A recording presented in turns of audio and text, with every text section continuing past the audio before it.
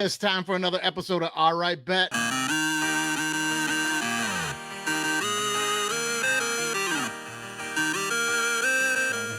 All right, everybody. Hey, welcome back. It's another episode of All Right Bet, and I'm here with my man Lorin Granger. How you doing, Lorin? I'm doing great, man. Good to see you. Yeah, it's good to see you, man. I haven't seen you in person in a long while yet, man. Been way too long. It's been way too long for sure, man. For sure. Well, listen, Andy is not going to be live with us, but he's going to check in with his picks a little bit later. I'm a little bummed out about that. I wish you guys could have met. He's a good dude, and you're a good dude, man. That would have been a good fit. But he's gonna get us in his picks a little bit later, and we're gonna dive into some of the things that you've done because, quite frankly, it's amazing. You got a great story. But before we get to that, Lauren, we got to give a rundown from last week. We had Rob Frost on the show. Now, you know Frosty, yeah? Yeah, for sure. Good dude. So he's good dude, good dude. We all played football together in college, man. Good times.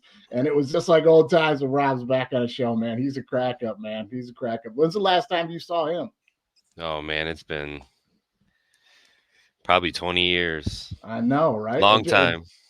It seems like it. And then as soon as you get to talking, it's just like boom, like you hmm missed a beat, man. It's great. Well, last week we had Frosty on for the Army Navy game, and he did all right, man. He went 3-3 on the weekend for the Big Six picks. He goes 3-3, but he pulled a -4 on the over unders, which the over unders are tough. Now Andy won last week. Andy went 4-2 on his picks, but uncharacteristically a -4 on the over under. Andy's our Vegas resident, man. He gets this stuff, and he usually does really well on the over unders, which usually kill me. I went 3-3 for a -2. So our totals on the season so far up to this point, guys. Andy is 38-40 overall with a -3 in the over under, which is the tiebreaker.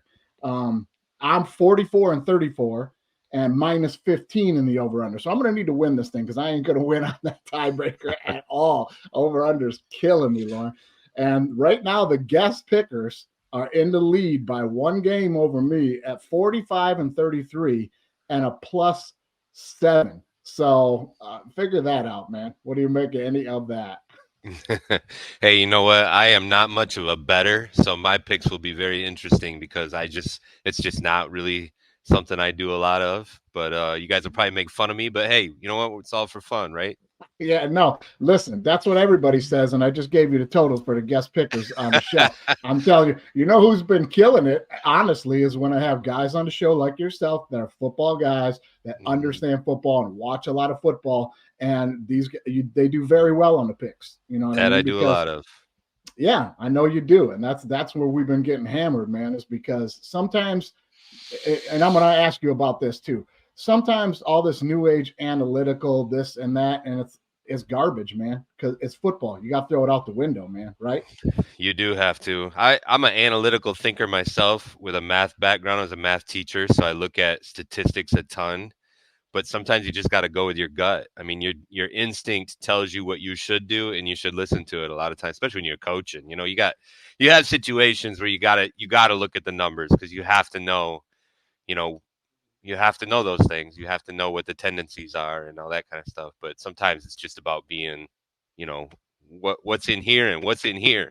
Yes, yes. What you got to have a feel for the game, man, and that's like my biggest problem with these analytics. We saw it this weekend in the NFL game, the Titans and the Dolphins, right?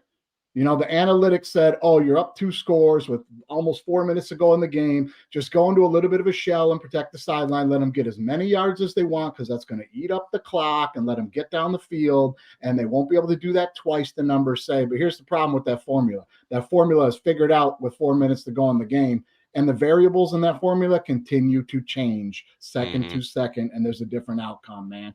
You know, it's like hmm you got to play football. Go play football. Yeah. And you saw a similar situation with Auburn and Alabama a couple weeks ago Yeah. when Auburn Yep. has the lead, and just they just let Alabama march down the field and throw a ball in the end zone because they're rushing two guys, and I don't know that that decision was statistic based or analytics based, but I know it was a bad decision. Yeah, right. You know, So a lot of the times it is stats and analytic yeah, based because it's all about how much time is left. And if they get this many yards and get tackled, it takes this long to get up to the ball. This many seconds will go away. And it's like, listen, man, you can be a math nerd all you want. But at that point in the game, like you just pointed out, Auburn had been playing very successful defense against They Alabama. had, man. You're a huge underdog. You're a coach. I'm a coach. I don't understand. My approach at that point would be the way we've been playing football has done us well in this game. And if they get over the top for the big play right now, well, then that's what they did. Let's You go play. can't let that guy sit back there in the pocket and have that No, much time to find an open receiver. I mean, rushing two, I don't understand. I don't know any defensive coordinator in their heart that would ever think that that's a good idea in no. that situation. But hey, you know what? I'm Something told him to 100% do it. with you. I know. You just was scared of the big play. Yeah. Milrow's going to get loose or he's going to get one over the top. And guess what? He did anyway Mm-hmm. because you went cautious. Like you and Man. I are on the same page there, man. But we're just seeing more and more of that in football. And I just like the more I'm watching it, I'm like, this is bad football. Yeah. 4th and 6s in your own zone. Like, oh, you go for it in this case because the analytic punt the ball. You know what I mean? Like it's I'm I don't with you, know. brother. You I'm with find you. it frustrating a lot on when you're watching on Saturdays, especially like well, more so the NFL, but even in college, man, I'm finding it frustrating. You know, the thing is I get very little money to make bad decisions in high school football, and I figure if I can make those same bad decisions on Saturday and Sunday like these guys do, and I can get paid a ton of money for it. So why not? Right, you're right. You could, and I'm going to tell you right now, you should, because that's the perfect segue into what you've had going on for the last 25 plus years now, right? How long have you been the head coach at Battle Creek Central? Head coach for 12 years, but I've been involved in this school for one way or another for 23 years now. So, Right. You started coaching there. What year did you start coaching there? and coaching here, I started in 2003, but I started teaching here in 2001. Right. Okay. So you were teaching at the school. Now, for those of you that don't know, Battle Creek Central, obviously in Battle Creek, Michigan.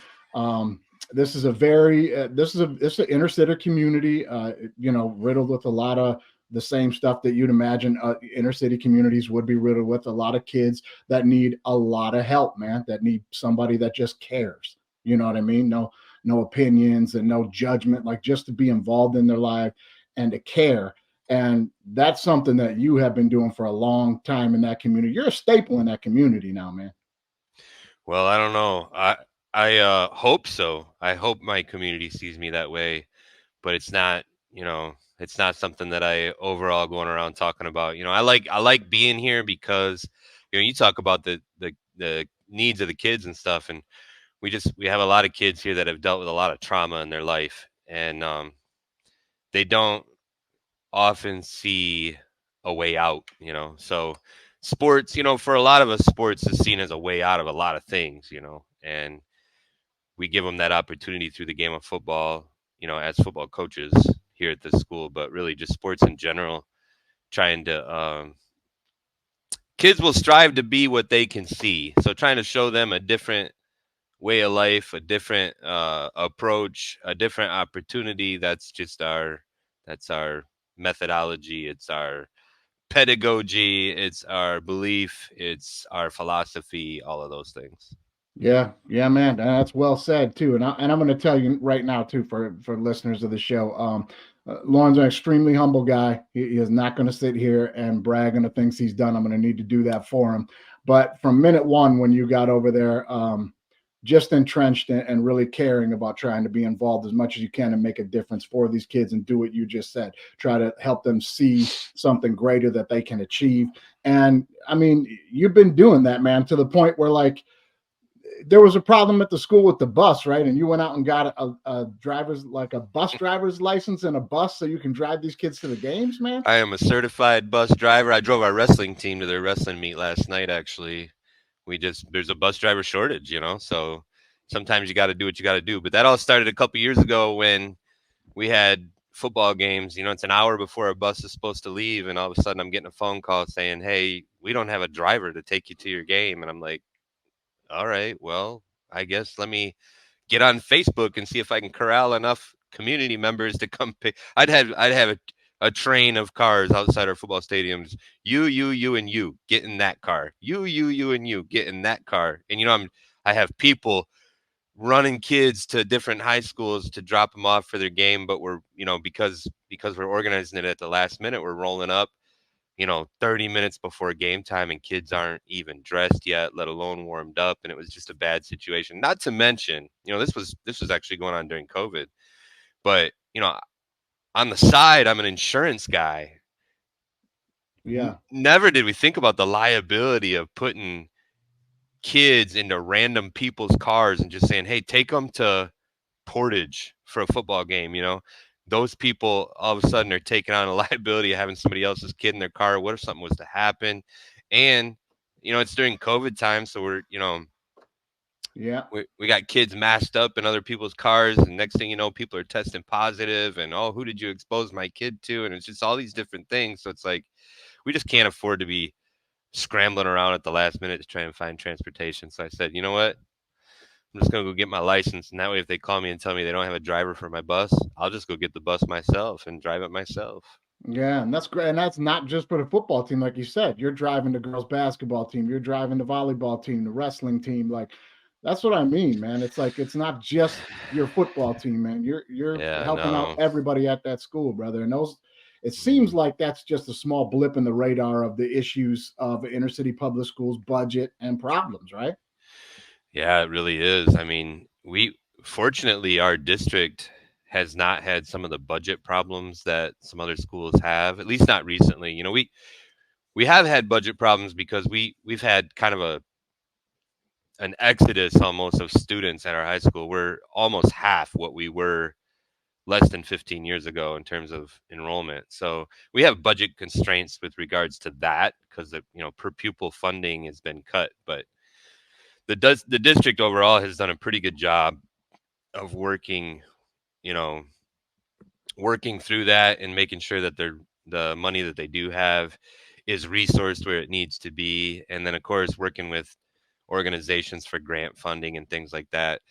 And so normally it's not a budget conversation for us, fortunately, with regards to transportation or what we need. It's more or less of, okay, here here's what we need, but who's gonna do it?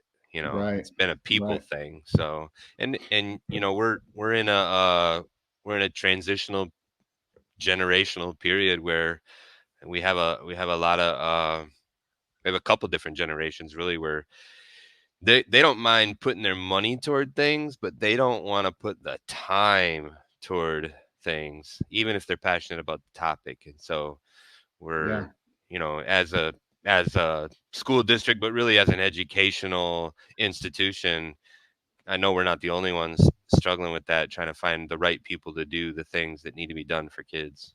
Yeah, and I'm telling you, all too often, again, I know that's not going to come from you, so it's going to come from me, but I'm saying all too often, I'm seeing in my feed, I follow all that stuff of where you're at and where you're coaching and stuff, and it seems to be you a lot of the time. And again, not just for the football team, man.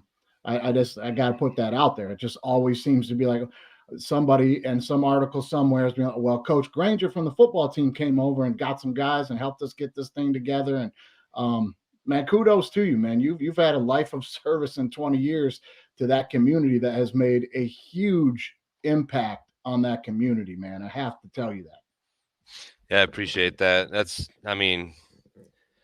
I'm glad other people appreciate it, but really, that's how I fill my cup up too. If I can do something to help somebody else with things that makes me feel good about myself. So, you know, Yeah. it's selfish as much as it is for everyone else. Well, brother, I wish everybody in this world right now could be as selfish as you. Let me tell you that right now. I mean, to the tune where you had a player that was, I'm not going to get into personal stuff, was having some struggles on family side and really needed somebody to step in and help. And you and your wife stepped in and adopted this kid to help him continue his dream of trying to get on to play at the next level and to play in college. And a tremendous success story, winds up going to Michigan State on a full ride, and does some grad school at Texas Tech and UConn, and gets his graduate degree. And now he's on the practice squad for the Tampa Bay Buccaneers. And that's a fantastic story, man. Like, walk us through that a little bit. Yeah, so a couple of things, and actually he's with Commanders now. He Okay. changed teams just a couple of weeks ago, but so yeah, I've had a few different kids in situations where they've come to live in our house. We haven't really adopted any of them. With regard to that, we didn't necessarily adopt Okay. Brandon, but he did live with us for a couple years in high school, and just had a family situation where he was left without the care that he needed. He his situation was a little unique because his parents actually lived in a different state. He was living here with his grandfather, and his grandfather had been in a car accident. Long term, couldn't take care of Brandon, and they were just trying to figure out where Brandon was going to stay and what he was going to do and who was going to take care of him. And so he did come and stay at our house. We actually, it's interesting because his family, many of them do live in Michigan. They just don't. Well, there's some that live in Battle Creek, but the ones that he's closest with are actually in the Lansing area, right? So we actually ended up being like family with a lot of his family, and That's it's been a great. really kind of a great experience for us too, because we got to be part of another family, and Brandon's success is all his own. I mean, he was way before he ever moved into our house was an excellent athlete with a great pedigree. But you know, obviously my wife actually more than me did a lot of work on the academic side of things with him to make sure that he was eligible to take advantage of the opportunity he had in front of him. But kudos to Brandon and all the hard work that he's put in, because sometimes adults can see opportunity in the future better than kids can. And Sure. for him at 14, 15 years old, they're thinking like in the next 10 minutes, what's going to make me feel good? What do I want? And so you gotta have adults you can count on to come in and say, hey, we need to think about the next 3 to 5 years. What is it that Right. you want? Right. What do you need to do in order to make that dream a reality? And he told me when he was 14 years old, I want to play football at Michigan State University. And obviously with the help of several different adults in his life, including my wife and I, but he put in the work and made that dream a reality. And what a great story, because he had a lot of trauma in his life too. He had a lot of Sure. circumstances that weren't, you know, ideal in terms of being able to chase success, but he overcame and became kind of a model, a role model of success for kids behind him. We have kids now that look at what he's done, and allow that to be their motivation to try to move on to the next level too. And it isn't always Michigan State or even at that level, but we have a lot of kids that play college football at the Division 2 and 3 level that you know it's the vehicle that they use to get out of Battle Creek. And it's not that Battle Creek 100%. is a terrible place, but it's just, I mean, I actually love it here, but Yeah. you know expand your horizons. Yeah. Go take what the strengths that you have, the abilities that you have, and go impact a Hmm. community that you're not from. And just that makes you feel good.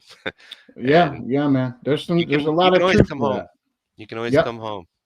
There's a lot of truth to the fact that there's a lot more, let's say, distractions in a place like that can prevent you from getting to where you're trying to get.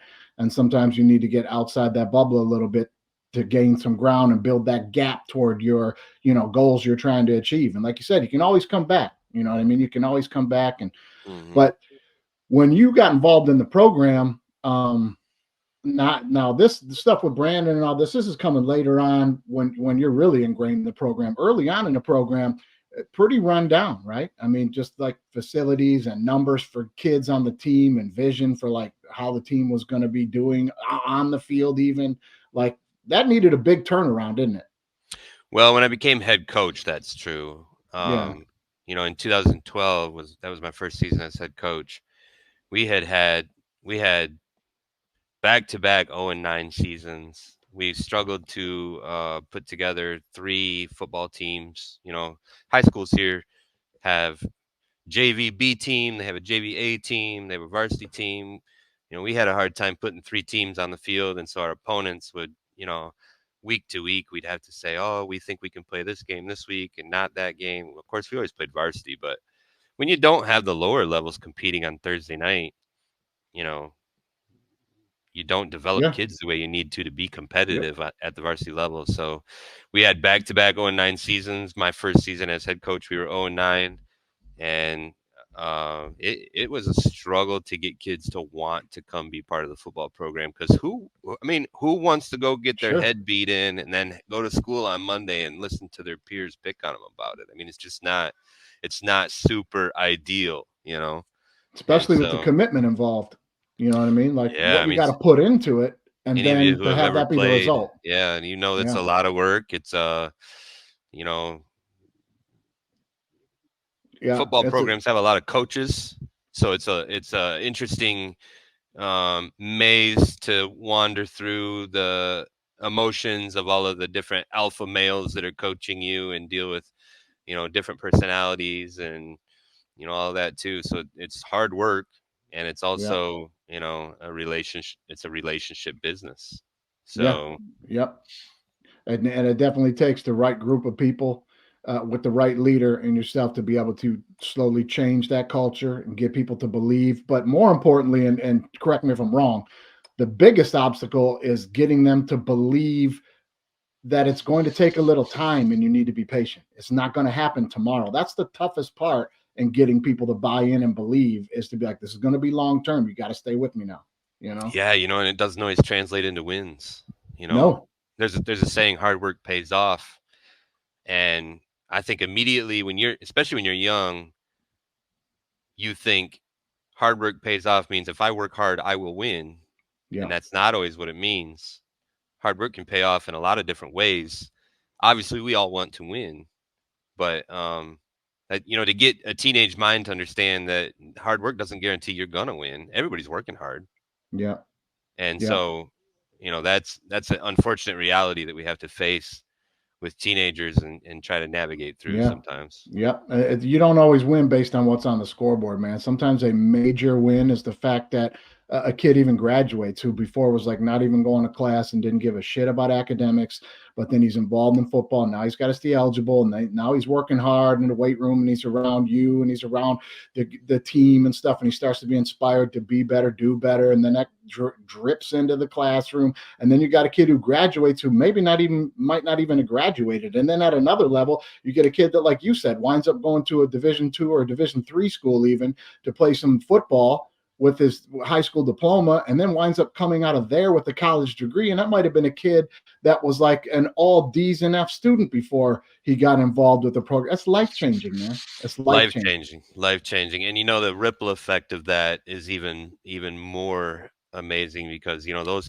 kids do that. They go win national championships at Ferris State University, or had a guy on my have a guy on my coaching staff right now that was an All-American at Grand Valley when they were, competing at the highest level. Actually, they're still Yeah. competing at a high level. Sure. Who am I kidding? But what he does with that degree is he comes back to our community. He gets a job in our community, and he starts coaching in our community, and he's giving back to kids in the same way that was given to him. Yeah, that's exactly right, man. It becomes generational, and it's like, I don't know, man. I'm just what you've done by throwing that pebble in the pool, and I understand you haven't done it yourself. You've had a good crew of people around you that believe in what you're trying to do, but credit to you. You've been a giant spearhead in that ripple effect that is now starting to get to the other side of the lake, and it is huge, man. It's huge. Yeah, the crew around me is worth mentioning too, because when you're not winning, when you take over a program that's not winning, you got to have something that you can go to kids and say, hey, you know what? Even if we don't win games, this is what we're trying to do, Hmm. and you got to have a coaching staff that believes in that, right? So when I took over as head coach, my thing was, hey, win or not, our goal is to get kids opportunities in college. Yeah. We Football teams in college are different than basketball teams. There's some schools out there they'll have 140 kids on their football team, and Yeah. they'll take kids that have athletic talent, that might not be able to contribute to helping them win for a couple of years, just because you know they keep them rotating through their scout team and all that kind of stuff, and it keeps them engaged and earning a college degree. And so we started using the approach with our kids. If it is your dream, not everybody has to go to college, but if it is your dream to go play Yeah. college football and get a degree that way, why not use football as the vehicle? And so we started Yep. pitching that to our kids. We had a coaching staff that believed in that because many of us had our life changed through college football. Most of us played college football. Yeah. And so, we started talking to the kids about that, and it just gave them something else to work toward other than winning football games. Because in the beginning, it was not easy to get kids to believe that they could win football games. Sure. They hadn't in a couple of years. Yep. Yeah, 100%, man. It's like one thing at a time, man. That scoreboard is the last thing we're going to change, man. That's the very last thing on the list we're going to change. First we got to change the attitude, then we got to change, our ability in the classroom and then the chalkboard, and then we got to change our bodies, and then we got to change our, you know what I mean? It's like the scoreboard is the last thing to change, and that's tough to get people to realize, man. It just is, Not only you know. that, but nobody remembers what the scoreboard says, really. I mean, Honestly, you honestly. you what was the score when we played Gull Lake 3 years ago? Hell, I don't even know. I was coaching the team. I couldn't tell you what the score was when we played Gull Lake 3 years ago. I can tell you who played in that game, though. I can tell you what kind of people they were. I can tell you what they're doing now. I can tell you what their kids' names are. Those are the kind That's of things great. that matter. Yeah, you're right. That's great. And then all culminates to a place where you've got the program right now to where, I mean, you guys just got a new stadium. You've got your facilities fixed up. The weight room has turned over 100%. There's more kids in that weight room. Last year, you guys make a play, or was it last year or the year before? You guys make a big playoff run. You had a fantastic season, beat a lot of teams you haven't beaten in a long time. And now things are looking really good, man. Right? Yeah, last year we had a real good year. We actually week 9 played for the conference championship against St. Joe. We ended up losing that game, unfortunately, but we hadn't played for a conference championship here in years, and it was a home game. It was an amazing atmosphere. There was a lot of people. Unfortunately, this season, the past few months have not been good to us. We kind of fell on our face a little bit this season, uh, but yeah, overall, the culture of the program has done a 180. We do have a lot of kids that work out in the weight room. We have a lot of kids that play multiple sports, which is huge for us. Our wrestling team is very strong right now. We have a lot of kids, a lot of our big fellas actually. A lot of our best offensive linemen are wrestling right now, which is Sure. amazing. I love 100%. that. Yeah. We got a lot of kids playing basketball. Um, that's a big push for us. Go be a multi-sport athlete. Yeah. Develop your body in ways that football can't. Hand-eye coordination, balance. All these different things that some of these sports help you do better than football does, but make you a better football player. Oh, So yeah. we pitch that to our kids. We have a lot of kids participating in a lot of different sports here at our high school, and obviously working in the weight room too. We have 2 different weight rooms here, really, and they're both very beautiful. Our field house weight room is what we refer to as our football weight room.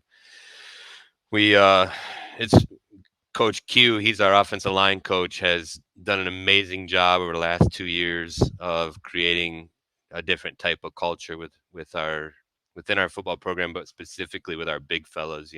Sometimes big fellas are intimidated to go to the weight room, not because they're not strong, but they just don't look as good in the mirror sometimes as some of those other guys that are, all chiseled and all that kind of stuff. And but he's done a great job creating a culture where our big fellas are the ones that they're carrying a lot of pride walking around the weight room, Awesome. talking about their lifts and how they're developed and that kind of thing.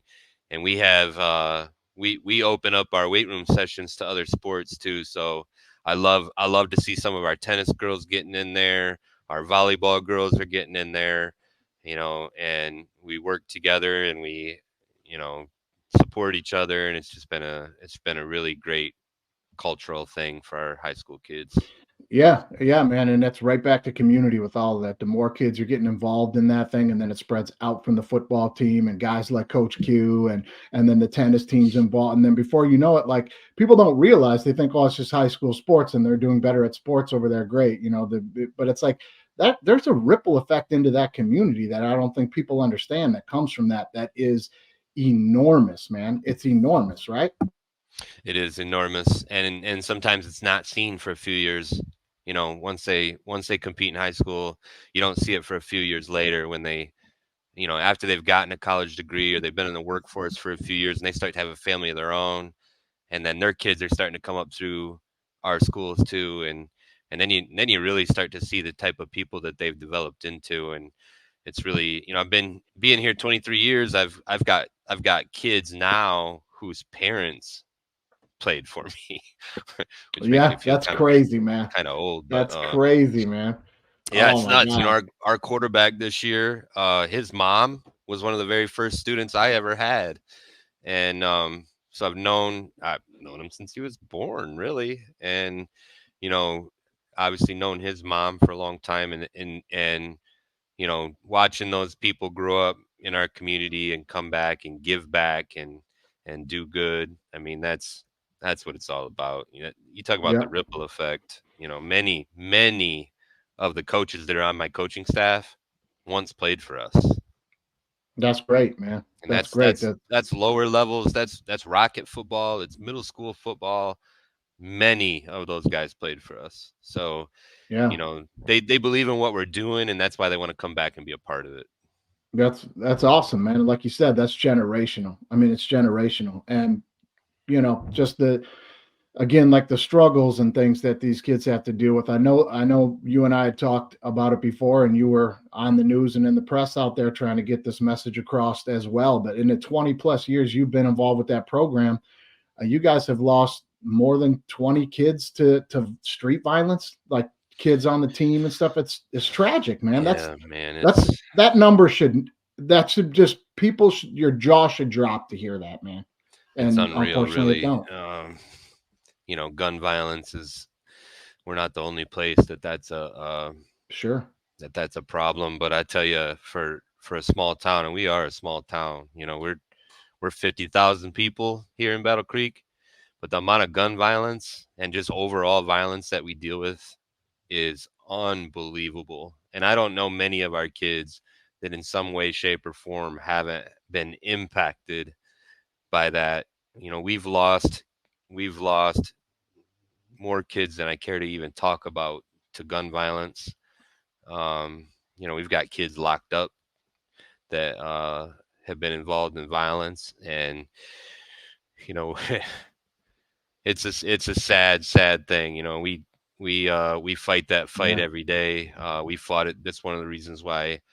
One of the situations that we had to deal with in this football season. We had one of our, I mean, arguably our best football player get shot the night before our scrimmage by another one of our players, and Jeez, it was man. an accidental shooting.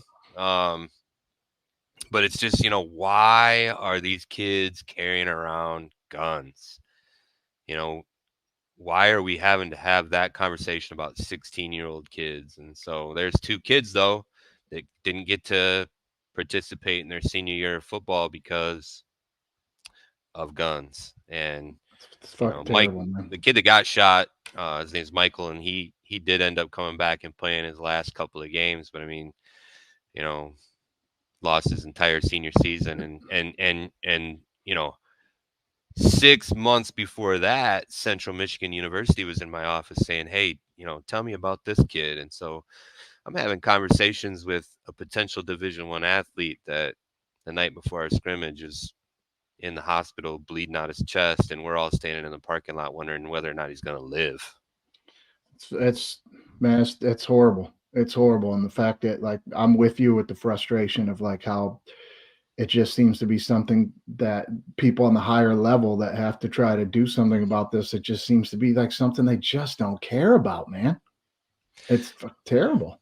Yeah, I don't know the answer, Yeah, but I know that you know for 100 kids a season, I have an opportunity to impact the way that they think, the decisions that they make, and help mold and shape them into the person that they're going to be 5 years from now and 10 years from now when they're raising their kids. And I hope that the message that we're sending them today permeates through the rest of their life, where violence and guns are not the answer.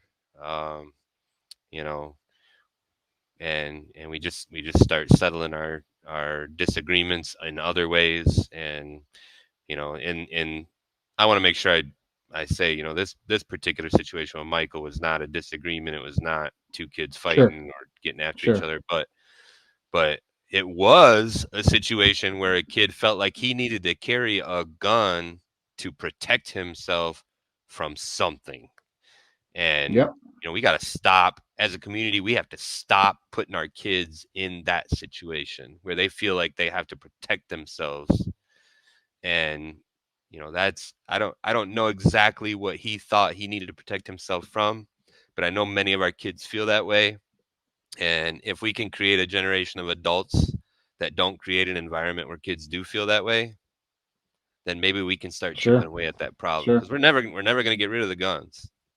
No, no, it's not going to happen. But I'll tell you this, man, I think you hit the nail right on the head before. And I think you do know the answer. When you say, I don't know the answer, I think you do know the answer because I think you hit the nail right on the head. It's just like the bus thing on a bigger level. Like everybody wants to throw some money at it or have something to say or something to tweet about it. But who's going to do something?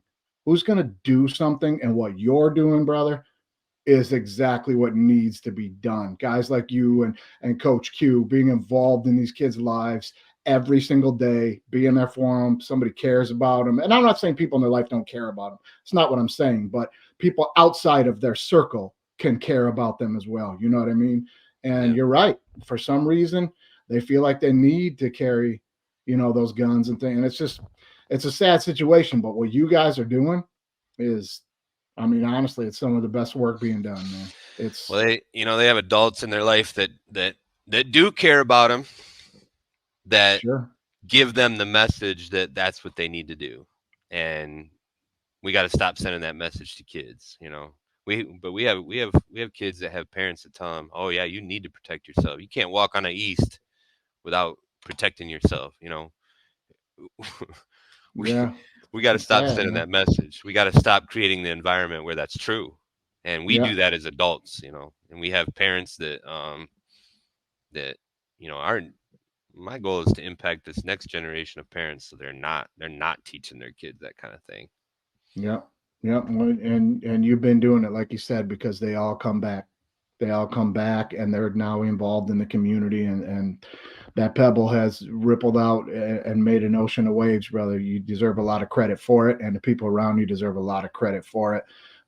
There's just no doubt about that. I mean, like I was born and raised in Detroit, and when I was done playing, I went back to Detroit, fireman in the city, for years, and I've seen a lot of what you're talking about, and I've seen a lot of situations where guys like you and your staff and the people around you are trying to do good and they just can't make headway. And you guys have really broke through, and it's a fucking amazing story, man. It's great, and congratulations, and God bless all of you guys for what you're doing, man. 100%. Yeah, man, I appreciate it. And I know you've seen a lot of stuff, because you and I have had conversations about some of the stuff you saw. And one of the things actually that impacted me more than you probably even know is I remember you telling me a story about responding to a fire, and uh you came into a house and found a child who had been burned to death, who was holding on to the iron bars outside of their bedroom window, obviously trying to escape. I'll never forget that story, because there were adults in that child's life that felt like they needed to protect that child from something on the outside.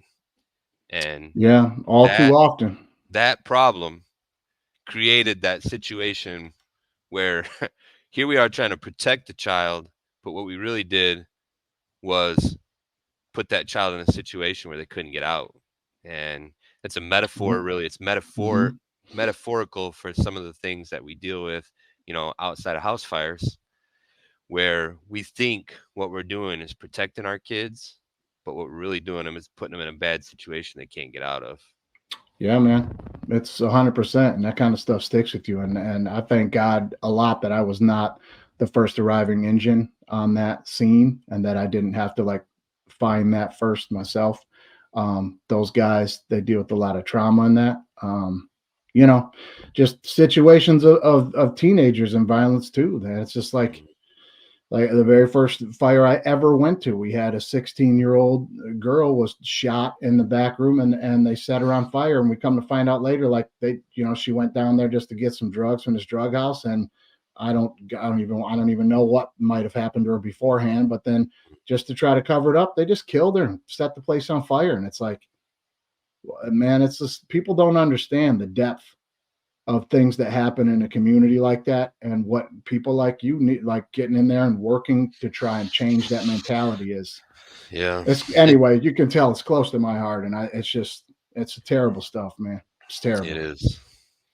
But huge change that you made in your community. And again, man, I'm not going to beat it to death because I know you don't like that. And like you said, it's fills up your cup for you. And so please, everybody, be as selfish as Lorin and go out there and try to make a change in your community, man. You're inspirational, brother. You are. I think I about you all the appreciate it, time. We man. don't talk enough, man, but I think about you and what you're doing all the time, man. Man, I think about you too, man. It's been a long time, that we've been friends, and I know you do a lot of good, and I miss my day-to-day interaction with you, and some of the other guys too that we played with, but yeah, I Yeah, man. appreciate it. If Appreciate you some of that saying that. old philosophy that we used to throw around could have stuck on some walls, huh? We could have changed the world, man. Yeah, well, maybe we Yeah. are changing the world. Maybe we won't even know it by the time we're gone. Well, you are. I know you are, brother. So, I mean, on that note, let's get to something a little bit brighter just for a minute, man. Let's get to some football now. I did want to circle back on what you were talking about, Ferris State and the back-to-back national championship, and your son plays on the team. You got a Yeah, son playing on that team up at Ferris State, so that's a great story, right? He's a yeah. what junior now, going to He's a be redshirt redshirt sophomore. sophomore. So proud of him too because he's a great kid. I know everybody says that about their own kids, but man, he's developed into just such an amazing young man, and I'm so happy to see that he's had the opportunity to have the success that he has. Back to back national championships, and then Yeah, they had an early first round exit this year. Played Grand Valley. I don't know how the hell those two teams got matched up in the first round of the Division II playoffs. It's just a you know, tragedy. it's But ridiculous, man. yeah, I think the NCAA had a little bit of an agenda there. They had to play without their head coach because in the Division II national championship, they play it in a high school stadium, so you can't smoke a cigar in the locker room like everybody else does. But they did, and so he got suspended for that Stupid, first playoff game, and stupid. so stupid. I don't know why they play it. I mean, number one, I don't know why they play it in a high school stadium. The high school stadium is amazing. It's the state of Texas, so those high school stadiums sometimes are better than college stadiums. But come Yeah, on, listen, bro, come don't on. even get me started on the NCAA. Bro, I'm so fed up with the NCAA, and you know personally what we went through with them. And I'm Uh, just like, the shit that they decide they want to be the police about and the shit they don't care about, it's actually just a giant mirror to what's going on in society as it is. I'm like, come on, man. yeah, They're, I can't wait until they're no longer involved in college football. I hope they've burned themselves on this NIL thing, the way they screwed it up with their greed. I just can't wait till all these schools get together and decide. I'm not sure what you do anymore. What do we need you for anymore? Like right. we've got these mega conferences, the SEC and the Big Ten are going to be Yeah. mega, and whoever else comes with us. And I hope they all just get together one day and look around and go, "What do we need the NCAA for again?" All you really do is stand around telling us what we can't do. Yeah, what are you doing? We So could put together our own oversight committee here, and we could just have the billions and profits that you get for what now? What do you do? I was kind of That's hoping I'd hear you say "knock it off" in that whole yeah. rant. Yeah, there you go. Knock it off. You know what I Knock mean? it off. I'm telling you, I wish they would knock it off, man. They're what a joke they are. But anyway, your son's doing great, and that's awesome. And another story coming out of your school. He played for you, and it's great, man. It's great to see y'all doing so well, brother. Yeah, I'm proud as hell of him. He's got 2 more years he can play, but he's going to graduate next year, so we'll see if he actually does that or not. But Okay, I know, when he was making his decision on where he wanted to go to college, I remember we went to Ferris on a Friday night. We stayed the night. He had his official visit, and that following Tuesday, we had a visit set up at Eastern Michigan University, and Eastern, Western, Bowling Green, even Michigan State, had offered him an opportunity to come play for them as a walk on. And, for a lot of folks, you look at sure. the opportunities that you have as a high school athlete, and you see the big lights of Division I football, and all my son saw was an opportunity to win a championship. And as soon as we took that Ferris visit, we were in the car after driving home, and he said, "That's where I want to go to school." And I said, "Are you sure you don't want to take this Eastern Michigan visit on Tuesday? Because, who knows? Yeah. I was kind of thinking they might turn around and offer him a scholarship, full ride scholarship to play at Eastern. And he's like, nope, I want to go where I can win a championship. I know I can go there and win a championship." And lo and behold, 2 years later, that's exactly what he did. So that's fucking awesome. And he did it twice. That's great. That's great. Well, there's no, no shock to me. He's got a great head on his shoulders. I know where he came from, so I know how he was raised. Man, that's great, man. That's a fantastic attitude. I'm saying, you get but you're right. You get a lot of offers from all these other schools, and then you're like, all the big lights, and go play for this school and go do this, and then it's like, yeah, who knows where I might be buried on the depth chart there, and who's offering me a scholarship? What's a walk on? A lot of kids can't, sort that out, man. And it's like, do what's best for you. Do what's best for you. Yeah, credit Tony Anise too for not only winning but creating a culture where kids take visits there and they're like, "This is where I want to be for the next 4 years," because that's what it's amazing. like. Yeah, that's the culture of their football program. They take care of each other, they encourage each other, and they love each other. That's where it all starts. Great. Well, it shows when you're winning back-to-back national titles. That's no easy task at all. You know what I mean? Right. It's not. But hey, college football, always awesome to watch and to get into. So let's get into a little bit of that. Let's get into a little bit of the Big Six pick here. Nolan, Lorin, I got to see what you got to say about some of these games this weekend. So I sent you the docket. Here's the games we got going this weekend, and let's put you to the paper here now. Our first game up, we're going to do these bowl games. Our first game up is going to be University of Ohio, plus 3.5 against Georgia Southern. Now, the over-under in this thing is 48 points. Now, Georgia Southern, they score about 31 points a game, real offensive team. They've got like 3 offensive linemen on the all-conference team, a running back, a wide receiver, all of them, all-conference. They are offensively built, but they give up a bunch of points. In the Sun Belt this year, they were 3-5, not very good. They go 6-6 overall and get into a bowl game. And I'll tell you why I think they weren't very good overall. They got all these players on offense that are all conference, but the quarterback led the nation in interceptions. So there's some problems with turnover. And when you're turning the ball over at that rate and you don't stop a lot of people, you're not going to win a ton of games. Now, Ohio, on the other hand, 6-2 in the MAC. They go 9-3 overall, really competitive team, defensively grounded. They're only giving up 14 points a game, and they beat Iowa State this year. This is a competitive football team. I watch a lot of MAC. I love the MAC. This is a team I really think is good, but here's the deal. The portal is going to affect all our games in the bowl games this year, right? I mean, the portal is going to affect it. And all-conference quarterback for Ohio, Rourke, he's out. His wide receiver, running back, these guys that led the team offensively, they're all out. They're all in the portal. They've lost all their offensive firepower going into this game. First-team all-conference linebacker is the only one they lose on defense, but they lose him as well. But this is what I'm going to say about it. The Bobcats play D. And as a coach, this is a situation going into this football game where they're going to be living on. We're going to battle with the guys that want to be here, right? The guys that want to be here. It's about culture. It's about systems.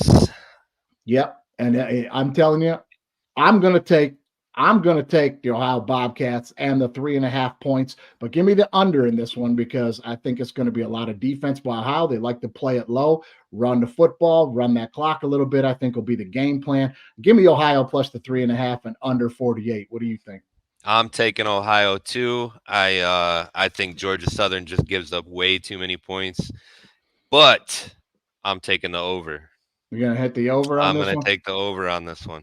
It's not a bad move because you see Georgia Southern, when they do get rolling, they can put 30 or 40 points up. So yeah, even when they're losing, they're putting up a lot of points, and the reason I'm taking Ohio is because it's not how you start, it's how you finish. And Georgia Southern did not finish well in the win-loss column, but they were scoring points during that stretch. So I do think I need to take the over here.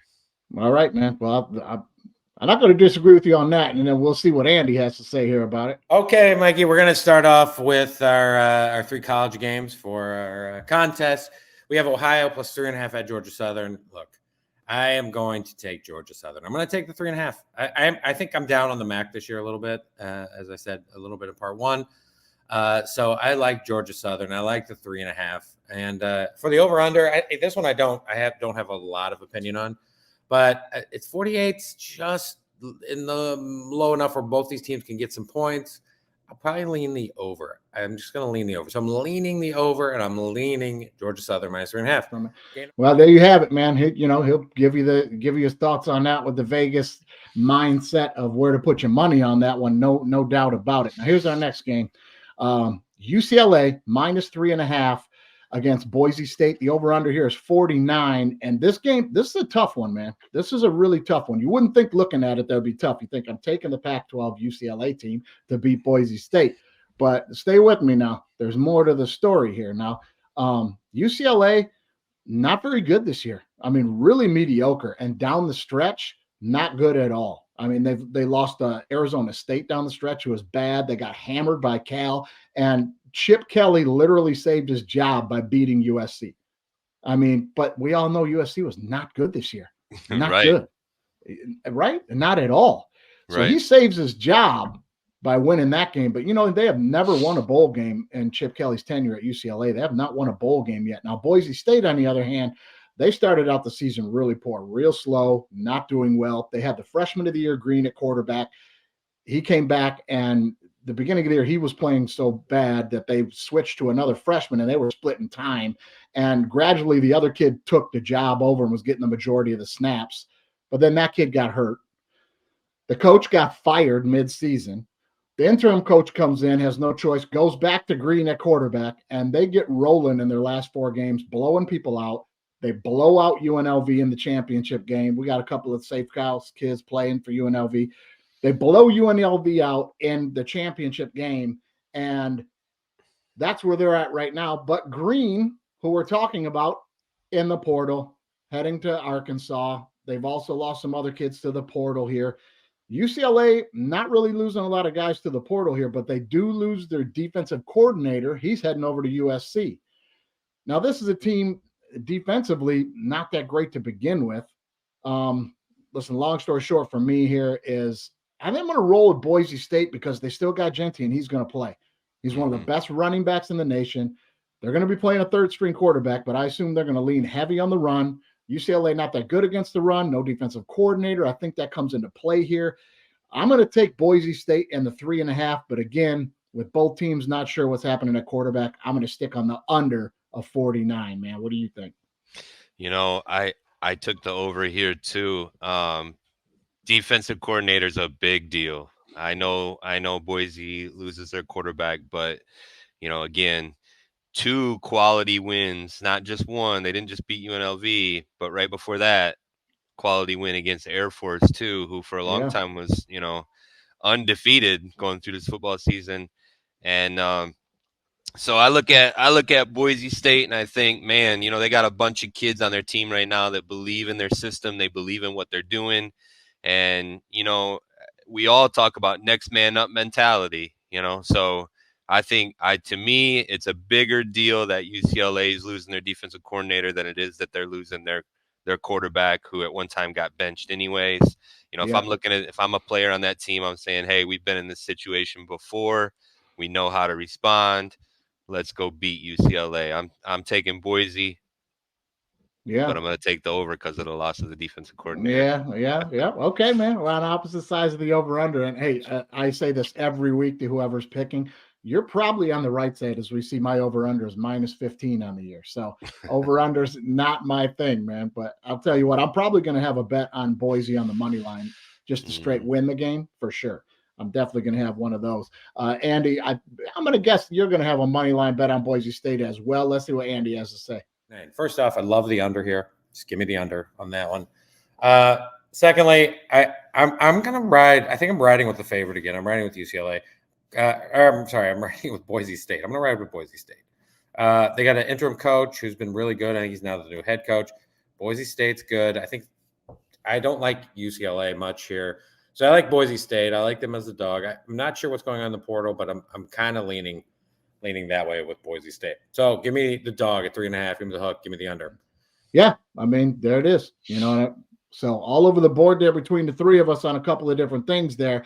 But let's jump to the next one here. Texas Tech -2.5 against Cal. The over-under here is 58. Lorin, I'm gonna let you go first on this one because I know you got a little tie to Texas Tech there with Brandon. Man. So what do you think, Oh man? man. So we talked about Texas Tech before this season and how promising of a season we thought they had in front of them. We really thought, Yeah. between the two of us that Texas Tech was going to be a team to contend this year.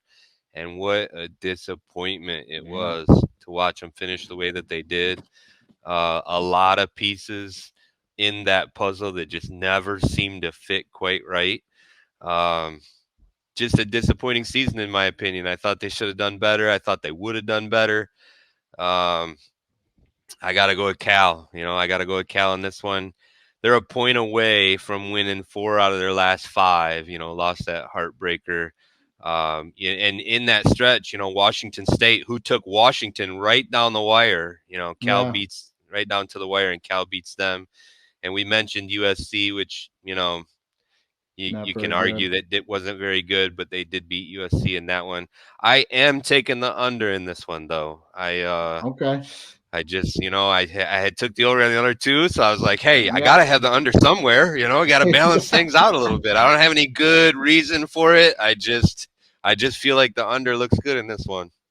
Yeah. Well, hey, man, you got to split it up sometimes. You got to go over, under. You got to try to level out on those. Those are the tough ones, but the main pick there's the thing. Going to roll with Cal, taking the 2.5 points. Let's see what Andy has to say. Texas Tech, Cal. Look, Texas Tech has been good. They've also, and Texas Tech's -2.5, over under 58. Cal, I like Cal. I just think Cal's got a little more. They're going to put up points. I like the over in this game. I want the dog. Texas Tech is a little too up and down for me. They were bad in the beginning, good in the middle, and then kind of bad again. So I like definitely the over, and I like Cal. And for example, that game right now, just as I'm quickly looking here, that game is running in at let's see, Cal's up to 3.5. So I like 3.5, and Boise State's up to 5. By the way, I still just give me those dogs. So I'll take in the college. I'll take one favorite. And then I'll take the 2 dogs, Boise State and Cal. And I want the over in the Cal-Texas Tech game. Okay. Yeah. Well, listen, here's where I'm at on this one, guys. Cal, like you guys pointed out, Cal coming in hot, winning a lot of the last 3 games for sure. But like we talked about, beat Washington State, who's been a bit up and down, but hey, played Washington tough, like you mentioned, Lorin. USC, we know what they are. But anyways, not to take it away from them. Cal coming in hot to this game. But it's the portal that, again, is my issue here for Cal. It's defensively. Like they're not good on defense as it is. And the majority of their losses in the portal right now are defensive starters that have entered the portal. Yeah, but they weren't good as it was. So what difference does it make? They weren't. No, I agree with you as far as play-wise, but X's and O's wise. Now you got guys in there haven't seen a lot of game time, trying to get a new game plan for a bowl game. Can be an issue. The quarterback position for Cal, they're in a bit of a roulette situation of who's going to start this game. But unlike the other 2 schools we mentioned before, they've got an in-house guy that's pretty seasoned. He's played a lot of games, so they're not throwing in a green bean freshman here. They got a guy who's got a lot of playing time, a lot of starts under his belt. He'll be fine. They got a great running game, should be competitive. Texas Tech, they're down their 2 best wide receivers, but they still have the 4th leading rusher in the nation, right? I mean, they can still run the football, right? That kid's tough, too. Yeah, and that's exactly what I'm going to expect them to do against a reeling defense for Cal that has lost some guys. I'm going to take Texas Tech, laying the 2.5 here, and Andy will tell you that's a big thing for me. I've been betting against Texas Tech all year, lucratively. They have been dropping the ball a bunch, man. So I'm going to take Texas Tech right now, -2.5. And I'm going to take the under of 58, man. I'm taking the under here, man. So 58's that's a big number. It's a big number when you got roster turnover and 2 teams that are going to rely heavily on running the ball in this foot game. It might be one of my locks of the week, the under in that game, especially if you're going to throw it on a teaser. I mean, you tease that thing up to 64. I think that's under all day long. But we're going to cover a bit of that on part 1. You guys know over there on part 1. We give you all our picks for the week, except the big pick 6. Got to come to YouTube, see the guest, catch the show, and that's where you get the 6 big picks of the week. Now, right now, we got to throw it over to the sponsors real quick, Lorin, and I know this will be dear to your heart as well.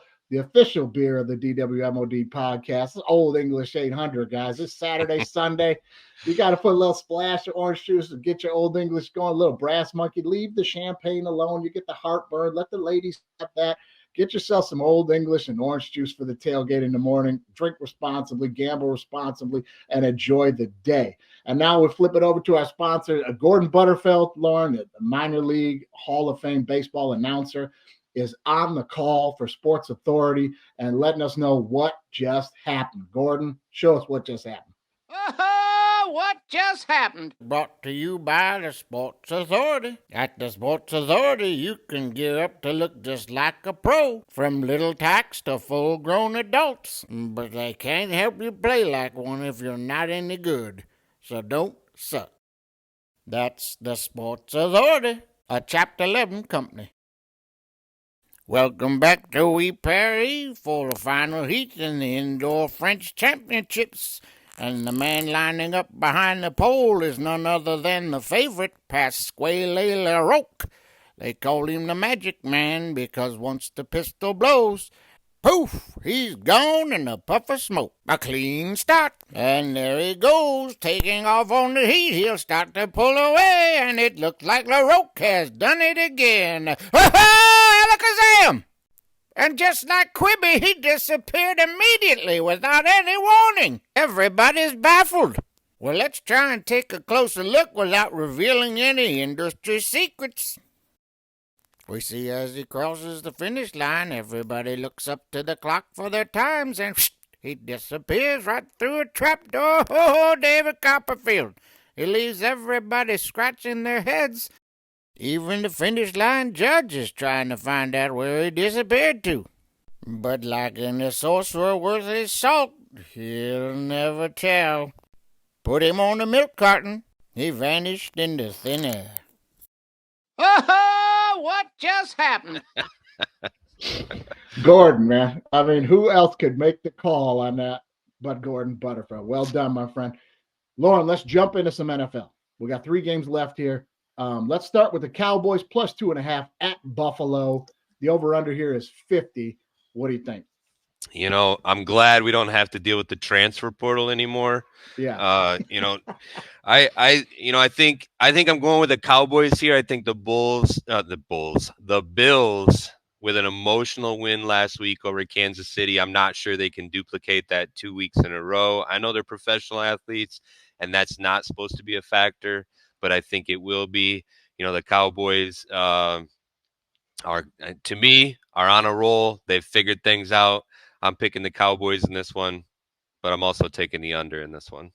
Okay. All right. Well, I think Andy is going to be on the same page with you. We'll hear from him, but I'm pretty sure he's going to have something to say about fading the team that just won the big game last week. That's what he does gambling-wise, and it works. Andy, am I right?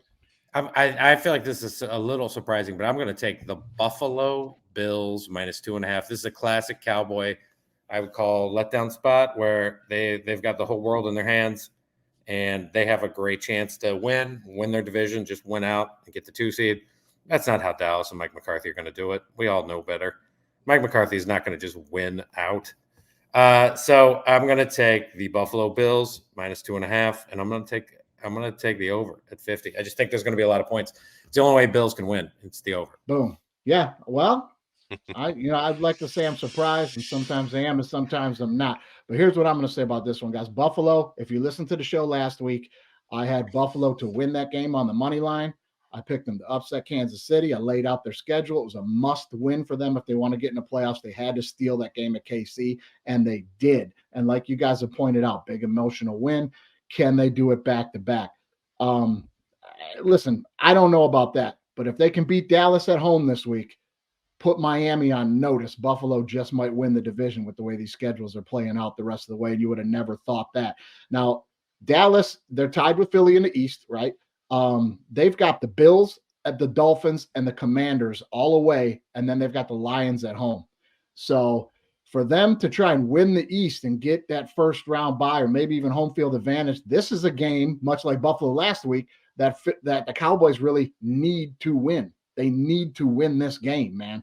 So Both teams really need this one, but the Cowboys are hot right now. Cowboys They are are hot hot. right now, Mm. and I think they just need it more. Give me the Cowboys plus the 2.5, and give me the under and 50. It's going to be almost 10 degrees with the wind, and Mm-hmm.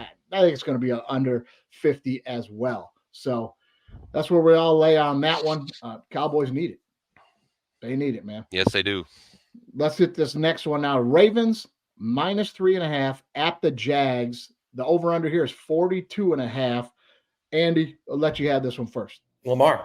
I am taking the Baltimore Ravens. I just think he's better right now. Jacksonville needs it. I just don't trust him. I also don't think Trevor Lawrence is really that healthy. Can't really move. That's bad when you're playing the Baltimore Ravens because that defense is really good. 42.5 is a tough number. It's the night game. It's the prime time. Now the primetime unders, by the way, I think are 6-1 in the last 2 weeks. So the primetime overs are back. 42.5. I think there's going to be points. I'm going to take the over 42.5. I'm going to take Baltimore 3.5. You want to wait to get to 3, really, but give me Baltimore.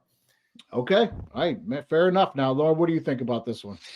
I think this was going to be a slugfest. I really do. I got to go with Baltimore, I think, for myself. The biggest factor for me is Trevor Lawrence. I know they say he's healthy and he's practicing and all that. I just don't know if I buy it. I think he can't possibly be 100%. And, I know he's a big part of their offense. I think they'll throw some punches, but I think Baltimore's defense will overcome. And I got to go with Baltimore on this one. I'm not sure. I think I'm probably going to take the under here too. But it scares me a little bit because if Trevor Lawrence is healthy and plays like he should, I'm going to be wrong.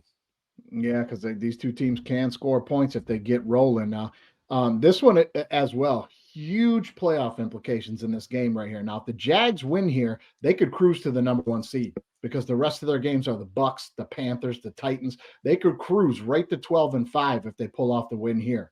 And they'll need Kansas City to lose one because Kansas City's got the tiebreaker against them. And not a very tough schedule on the way out for Kansas City as well. But the Ravens are in the exact same boat. If the Ravens lose this game, they're going to find themselves in a tie with Kansas City or the Jags at 12-5 for that top spot. And Kansas City's got the tiebreaker against everybody. So this is a must win again for both of these teams if you want the number 1 seed. The Ravens, look, they got the 49ers next. They can't afford to lose this game. Right. And Lawrence is a little banged up, like you pointed out, too. So I think the kicker is the Ravens see what they've got in front of them schedule wise, and they got to go get this one. Give me the Birds minus 3.5. And I'm going to take the over at 42.5, though. I think there's going to be some points scored in this one, man. I just do. I mean, you think his ankle's real bad or what? I don't know. I know he's a warrior and he's never not started a game or even played in a game. But I saw the replay of that clip and how bad he was limping around. I just don't know how. You've had that injury before. I've had that injury before. It just takes a little while for you to be back to 100%. I just don't believe he is. I mean, he's probably healthy enough to play, but can he do all the things that he is used to doing? Yeah. Does the playbook get to be as open as it should be? I don't know. I don't buy it. I don't think he'll be 100%. Yeah, I got to give him this, though. That's the tough cat. He's never missed a game, high school, college, or the pros yet. I mean, that's sensational, man. That's crazy. That is crazy. amazing. It's unbelievable. And what is going on? They can't get my man a cart. I mean, he's a multi-million-dollar, one of the best quarterbacks in the league, gets hurt, and my man, and nobody's helped his wife. He got his arm around his wife limping down the hall, I think, or something, man. I'm like, get my man a cart, for God's sakes, man. We're sitting there watching the game, and I'm like, he's still walking halfway around the stadium limping. I'm going, what the hell's happening? Man, take care of the player that has had the biggest impact on your franchise in the last 30 years. I mean, the game was still playing. They just kept cutting to Trevor Lawrence walking, and now he's down. Right, you know what it's like trying to get to your seats in the stadium? That's what he's doing. Like he had to go out by the goalpost there, and then he's got to walk around to the X-ray. I'm going, get my man a cart, man. Damn. I don't even understand that. Anyways, I don't get it either. No, especially with all the resources they have. You know what I mean? Jeez, a scooter or something, or some bigger dudes to help him. I don't know. Listen, man, let's hit this last one. Eagles -4 at the Seahawks. 47.5 is the over-under. Now, Philly's got back-to-back losses, look to be like they're reeling right, and they're no longer eyeing. For me personally, I think they're no longer eyeing that number one seed through the playoff thing. They're worried about just trying to win the East right now after losing that game to Dallas, right? But they control their own destiny because down the stretch here after the Seahawks game, they've got the Cardinals and 2 games against the Giants. But the Giants ain't looking like an easy game right now, man. That's a divisional game too. Not anymore. Not anymore. They should beat them. I mean, it looks like they control their own destiny here, but we'll see. Giants turning it around.